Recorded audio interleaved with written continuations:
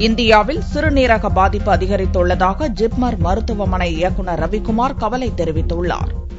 March 12ஆம் தேதி உலக சிறுநீரக தினம் கடைபிடிக்கப்படுவதை முன்னிட்டு புதுச்சேரி ஜிப்மர் மருத்துவமனை இயக்குநர் ரவிக்குமார் செய்தியாளர்களை சந்தித்தார். உலக மக்கள் தொகையில் 10% பேர் சிறுநீரக நோயால் பாதிக்கப்பட்டுள்ளதாகவும் இப்பாதிப்பு 17% அதிகரிக்க வாய்ப்புள்ளதாகவும் அவர் கூறினார். சிறுநீரக பாதிக்கப்படுறது இந்தியாவில் ஒரு 2-3 காரணங்களால் வந்து இன்ஃபெக்ஷன் வர்றதுனால அறியப்படுகிறது. இரண்டாவது சர்க்கரை நோயினால் பாதிக்கப்படுறது.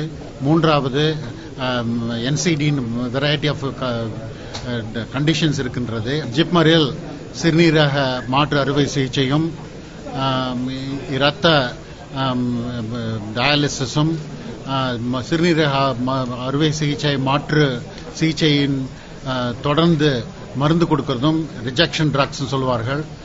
இது எல்லாமே இலவசமாக வழங்கப்படுகின்றது. கடந்த 3 ஆண்டுகளில் 51 நோயாளிகளுக்கு ஜிப்மர் மருத்துவமனையில் இலவச சிறுநீரக மாற்று அறுவை சிகிச்சை செய்யப்பட்டுள்ளது. 2010 கிட்னி ப்ராப்ளம் இருந்துச்சு.